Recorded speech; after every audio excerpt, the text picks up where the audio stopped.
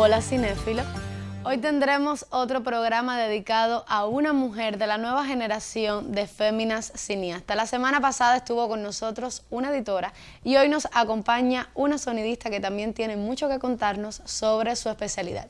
Al finalizar la entrevista, nuestro querido Joel del Río emprenderá su habitual crítica de una película presente en los circuitos comerciales. Críticas con las que tanto aprendemos cada semana. Yo te veo al final para dar las conclusiones y despedir el programa.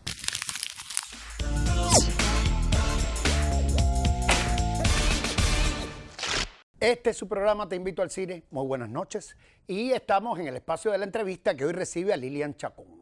Una muchacha que ha recorrido con muchísima velocidad todas las instancias para convertirse en una sonidista profesional en dos escuelas. Las dos que tenemos en Cuba, la FANCA o la Facultad de los Medios, ayúdame, la Facultad de Arte de los Medios Audiovisuales y por supuesto la Escuela Internacional de Cine y Televisión de San Antonio de los Baños. Tú pasaste por las dos, sobre esas transiciones vamos a estar hablando, pero primero vamos a empezar por el principio, las cosas se empiezan por el principio. Lili, bienvenida. Lili viene de Lilian Chacón, que es el nombre de ella, como les decía ya. Pero fue alumna mía, somos muy amigos y entonces disculparme el exceso de coloquialismo. Trataremos de disminuirlos y darle a esta entrevista un tono más serio y profesional, Lili. Bien, y allá voy con Lili de nuevo. Dale. Dime, amor. ¿Qué indicaba en ti una vocación que te inclinara al audiovisual? Antes de las dos escuelas. Esa historia la hacemos ahora. A ver, yo creo que más que al audiovisual, a la cosa sonora, ¿no? Como yo estudié música. Ah, ¿sabes? porque estudiaste música. Sí. He pasado como todas Por las 18 escuelas. todas. ¿En Elisa? En Elisa estudié en la FANCA, antes estudié en la ENA y antes en la Paulita Concepción. Yo estudié... ¿Qué instrumentos estudiaste? Exacto, estudié cello en la Paulita, luego cuando entro a la ENA en el nivel medio estudio cello y asignaturas teóricas, y ahí en medio de todo eso me da la locura del cine y me voy a mi madre y le digo, ya, se acabó la música, quiero irme a estudiar cine. Yo no sabía qué, pero yo sabía que quería irme a estudiar música y entonces me presento a la FANCA para la universidad. Y ahí es que se mueve el camino, pero ¿Hiciste todavía... una sola prueba?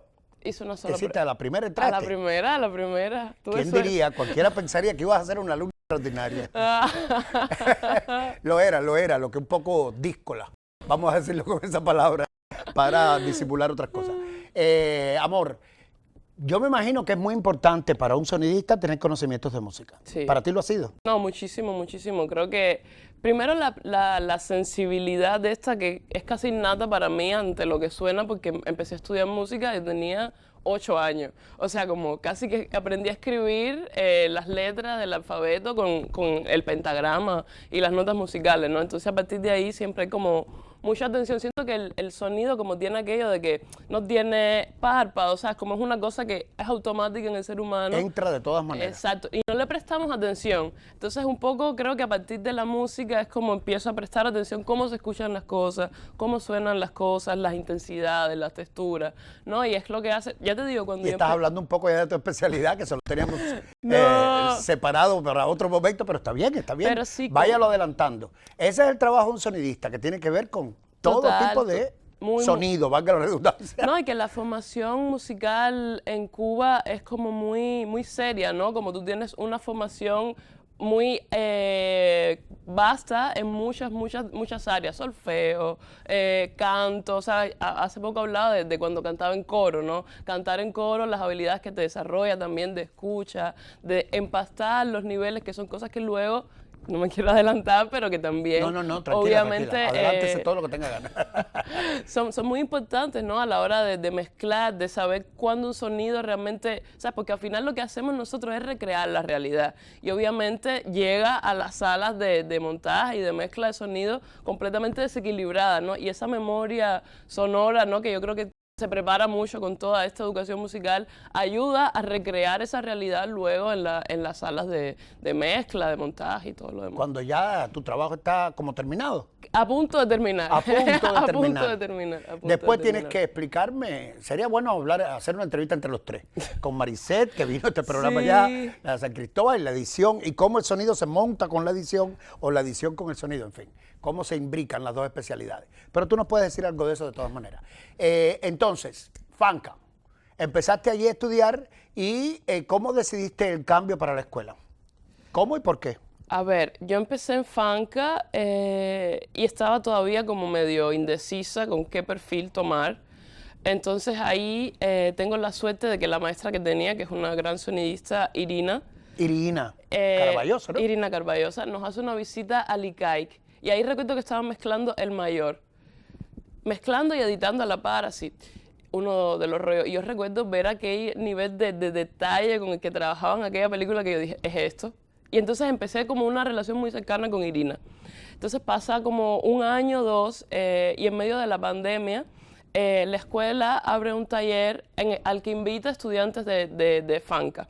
Estudiantes para los que yo no clasificaba, porque eran estudiantes del cuarto año. Yo estaba Claro, apenas en segundo. para que terminaran y pasaran para otro lado. Claro. Entonces, Porque la ventaja que tiene, entre otras, la STB respecto a Fanca es el enorme potencial de práctica que tiene. Es mucho más ejercicio, con una tecnología bastante Muy bien superior equipado. y profesores también de otro nivel, que todo hay que decirlo. Muy variado. Y lo muy que variado. es cierto. Tú lograste el pase de esa manera, a partir de ese plan. Hacen ese taller, entonces de forma extraordinaria falla alguien y me invitan a mí.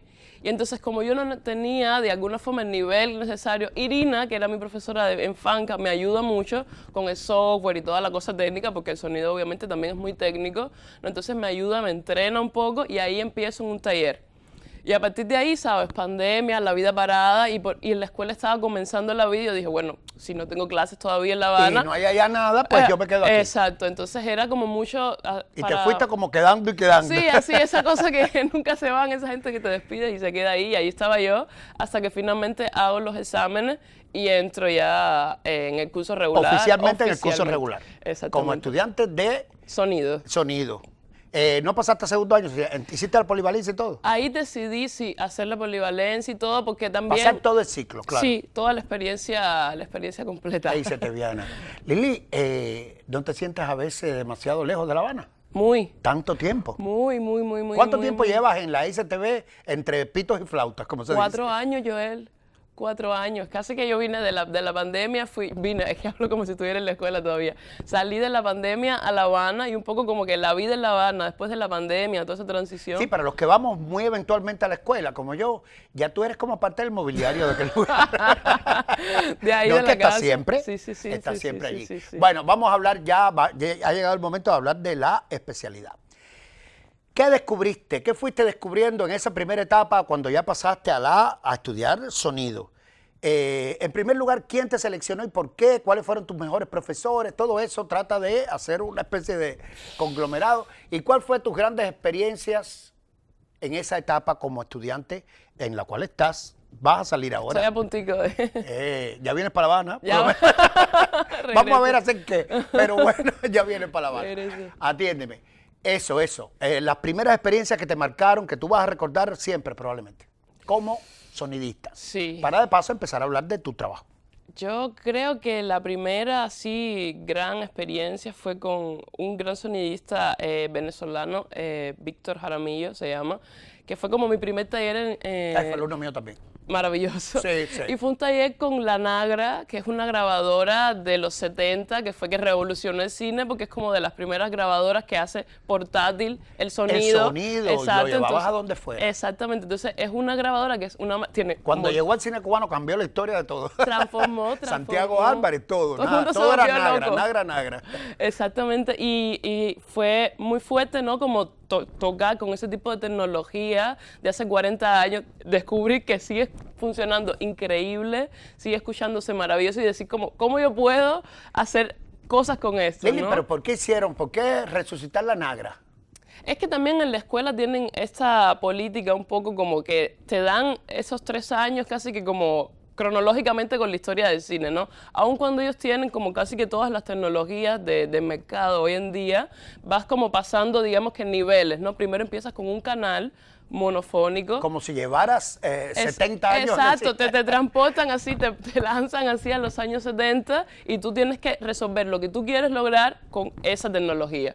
Y a partir de ahí, luego otro un poquito superior, pero Pero tampoco... es todo un reto, ¿no? No, es muy complejo. Converso con otros amigos y es como no saben cómo hacer tanto con tan poco. Y la verdad es que ya en este punto en el que estoy ahora, a punto de graduarme con todos los cohetes a mi disposición, es verdad que yo siento que vuelo sobre eso de alguna forma porque he aprendido a hacer tantas cosas con prácticamente nada de recursos o recursos como muy antiguos que ahora mismo, no sé, se me da muy fácil entender cómo La tecnología funciona para la ti es tecnología. una panacea. Claro, total, porque al final es la evolución. La tecnología hoy en día es lo viejo hecho más accesible. ¿Cuál es el trabajo del sonidista? ¿Dónde empieza? ¿Cuál es la diferencia entre la grabación de sonido en el set? ¿Esa es tu especialidad? ¿O lo que le llaman la ingeniería de sonido?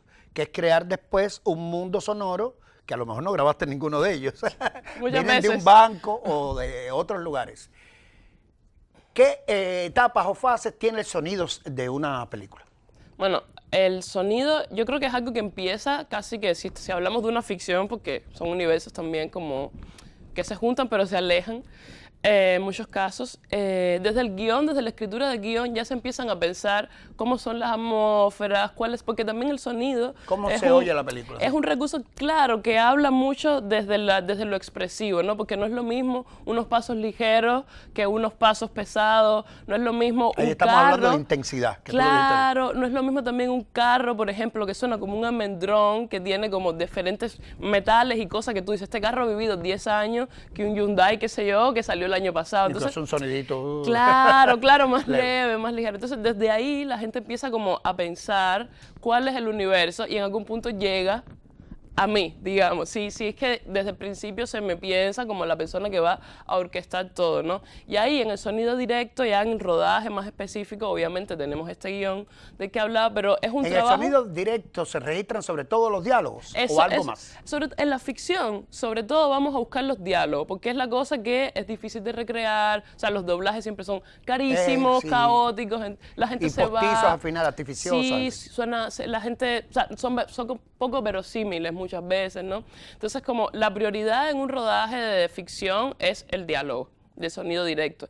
Obviamente, ahí cuando empieza a tener particularidades, uno empieza a buscar esos sonidos que sabe que en librerías, porque explico, existen librerías donde alguien previamente se tomó el trabajo de registrar 20 pares de zapatos diferentes, de tacón de madera, de tacón de plástico, por superficie de no sé Estos qué. son como los archivos que tienen ustedes Archivo, a su archivo. disposición. Entonces, cuando nosotros llegamos a la Post, de pronto abrimos como todas estas librerías y empezamos a buscar. Así tú nos ves, tú puedes entrar y estamos nosotros escuchando. Sí, los he visto. Tac, tac. Es este y paso así. no más suave, ¿no? Exactamente. Solo con los exactamente. pasos, Es porque que- también están, yo he leído que hasta he llegado yo, es decir, no tengo que saber mucho más porque no es mi especialidad, pero el sonido se integra, como todo el mundo sabe, de 4 grandes partes. Hemos hablado de los diálogos, hemos hablado de los ruidos, pero están también los silencios y la música. Exactamente. ¿Tiene el sonidista algo que ver con los silencios de la película? Con toda la respuesta. Ahí yo creo que ahí empiezas a ver cuando el sonista tiene buen gusto y mal gusto. Ahí tú dices... La manera en que administra los silencios, ¿qué me dices tú? Sí, porque, O sea, literalmente el sonido es presión así de aire que tú estás ejerciendo casi sobre un cuerpo, ¿no? Entonces cuando tú llegas a una sala de cine y tú ves una película que es estridentísima, todo el tiempo súper dura, tú dices, esta persona no está pensando en el espectador, no está pensando en la vida y la dramaturgia propia de la película. Como para tú poder procesar, disfrutar, tú tienes que pasar por esos momentos como de mucha más calma, ¿no? Incluso para acompañar, si de pronto una cosa que se hace mucho, si de pronto tiene que venir un sonido muy fuerte que va a impactar, que va, no sé, la bomba atómica, tiene que venir acompañado antes de un silencio. O la salida de alguien del vientre. Exacto. Un ejemplo que le gusta tanto a nuestro querido Jerónimo. Nuestro Jero querido. Sí, que es el subdirector de la escuela, ¿no? Sí, Y actualmente y además sonidista de toda la vida. Lo ha hecho todo. Lo ha hecho todo. Total. Y entonces, eso, la irrupción de alguien llevaba un ruido que además hay que inventar, ¿no? Eso es muy fuerte, ¿no? Porque también el sonido, es muy loco eso, como ha condicionado el imaginario. Por ejemplo, los dinosaurios. Nadie en verdad sabe cómo suena un dinosaurio. Porque cuando... Si es que sonaban, porque Sí, son reptiles. es como... Y hasta donde yo sé, las lagartijas no suenan. Totalmente. Es una cosa completamente construida desde las películas. Ahí la gente empezó a decir, bueno, ¿cómo esto? Porque es raro ver un bicho de 4 metros que no suene. Tiene que sonar. Claro. Entonces eso fue completamente construido. El sonido del espacio, que hoy mismo la gente lo da por hecho. Eso fueron construcciones y casi que... Porque además, en el espacio, hasta donde yo sé, no se silencio escucha total. nada. No se oye nada. No se por la escucha ausencia nada. de gravedad y por otras condiciones, no. No se escucha. La voz no se oye, no se oye nada. Todo tenemos que inventárnoslos ahí. Entonces como pensar, oye, Así ¿eso que cómo gravedad sería? y todas las películas esas espaciales Mentira, son todas una mentira. Todas una mentira, nos Una engañan. construcción, vamos a no llamarle mentira, vamos a llamarle que es una ficción del sonidista. Total. Ahí como del sonidista y los Y la amigos. mentira viene de 2001. Claro, ahí empezó todo. Sí, oye, y la música. ¿Cómo consideras tú la música? Depende del espíritu del proyecto, del director, del músico que estés usando. Yo creo que la música es como un arma de doble filo, porque hay que entender aquí, hacer como un paréntesis, hablar de esa época en la que el cine solo se acompañaba de música. Y la música tenía ahí el papel de casi que dar todas las emociones, dar todas las informaciones, de alguna forma sonora, ¿no? Entonces... Ayer vi un documental, te cuento esto, del cine clásico, es decir, hablando sobre el cine clásico y el uso de la música. Y hablaban de King Kong, especialmente. Decía que King Kong era una película que estaba armada completamente con la música, que si tú le quitabas la música, era la película más ridícula de la tierra. Exactamente. La música se convertía en un correlato que le daba Exacto. suspenso, horror y todo lo demás que tenía que tener la película. Es Sí, refrendando lo que tú dices. No, en ese mismo camino iba yo, ¿no? Como que a veces se convierte en todo, por ejemplo, Spielberg. Spielberg es un hombre que, en mi opinión, hace un uso demasiado fuerte, demasiado... Del sonido. No, y de la música, como él le De pone... la música. Como acompaña demasiado los estados dramáticos de los personajes con la música y se vuelve, creo que, repetitivo, ¿no? Y a uno le fascinan los violines Y de la nos lista de encanta. Schindler, Pero con son todo, excesivos. pero todo con otro, todo con Despacio, mi otro. hermano, que ya estoy llorando ya. ¿Qué más quieres de mí? A Ese ver. se regodea de la lágrima Destruirme. y como, dame más, dame más, dame más, dame más. Ay, dame más. Lili, darías 3 programas, pero tú sabes que se nos está acabando el No, tiempo. yo es que a tú y yo juntos. Imagínate tú. También a golpe de una conversación interesante como la que tú nos puedes suministrar y de alguien que está muy bien enterado. No pudimos hablar de tus tesis. Estás metida actualmente en 2, un corto documental y uno de ficción en la escuela, Sí. que van a hacer tu graduación Van a ser en mi la graduación. especialidad de Ahí salud. estoy un poco también en ese dilema de la música. ¿Qué hago con la música? ¿Cómo la integro? Es la Así cosa. que, Vamos a ver si O funciona. te sale una Spielbergiada llena de violines. Ahí bien, Ay, ¿por qué no? lacrimógena. Sí, En sí, fin, sí. un gusto, mi amor, hablar contigo. Gracias Siempre. por invitar. Dentro y fuera de este programa. Y usted el viernes que viene tiene otra cita con el audiovisual cubano en su programa Te invito al cine. Una historia que tiene milenios o que cuenta con milenios de existencia, viene desde la antigua Grecia, desde la más antigua Grecia, hay que decirlo así, es la Odisea. Y ha tenido una versión muy reciente, hace apenas unos meses, se estrenó una versión que se tituló exactamente, es una coproducción italo-británica, que se tituló The Return o El Regreso. Es conveniente avisar con tiempo que no se trata de una película que explote los elementos épicos o tampoco espectaculares y de aventuras de esta historia, que tiene muchísimos elementos de este tipo. Se ha prescindido de todo eso, de toda esa parte, digamos, de todo ese empaque espectacular, y la película es una narración absolutamente minimalista y bastante contemplativa que solo contempla o solo narra o solo se acerca al momento en punto en que Odiseo, llamado por los romanos Ulises, vuelve a su Ítaca dorada, una isla que era el sueño de su vida, regresar a esa isla después de la batalla contra Troya, y que se extravía en todo ese viaje que describe la Odisea.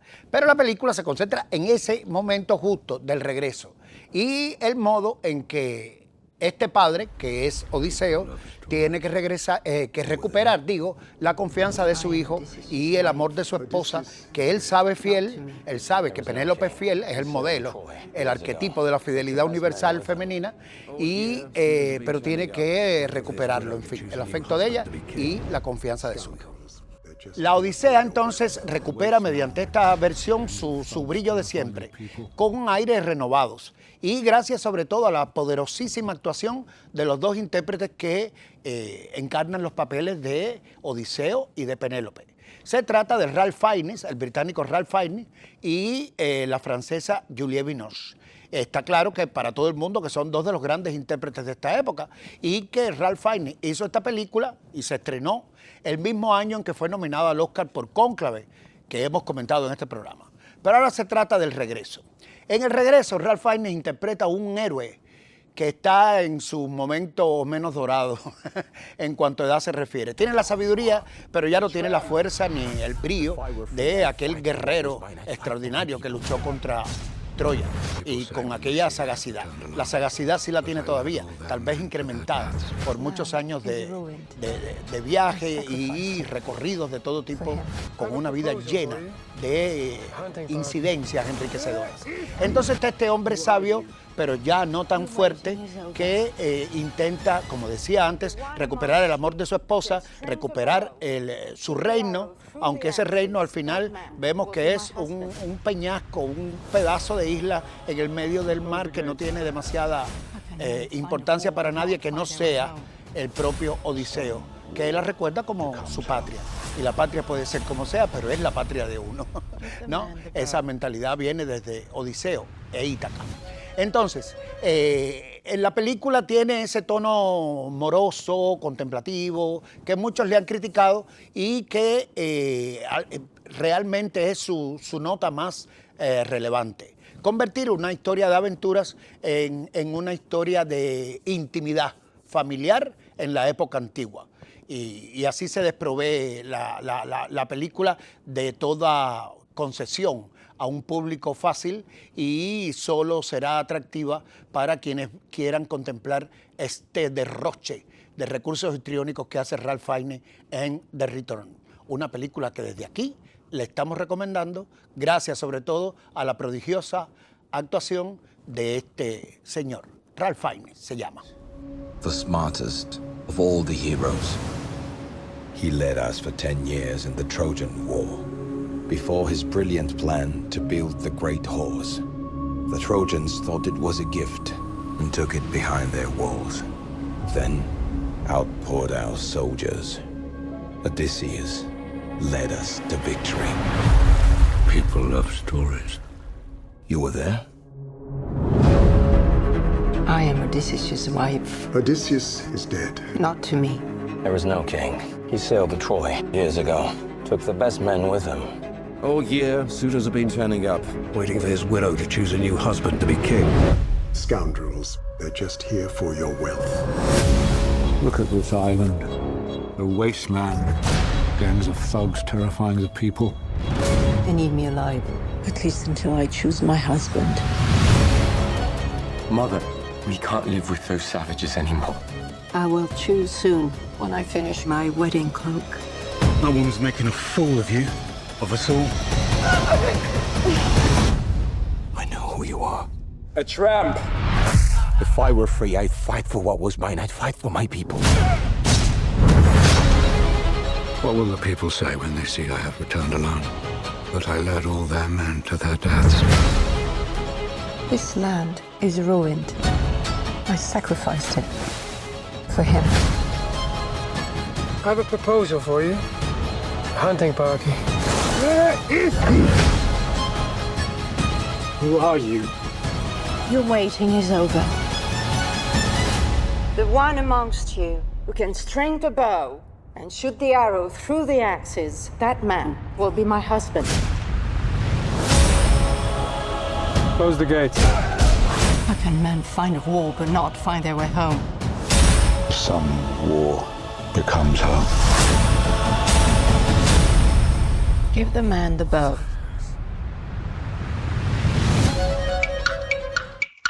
Amigos cinéfilos, hoy tuvimos la dicha de tener con nosotros a Lilian Chacón, una joven y talentosa sonidista que, como pudiste conocer, tiene una amplia formación profesional y es una apasionada de su especialidad.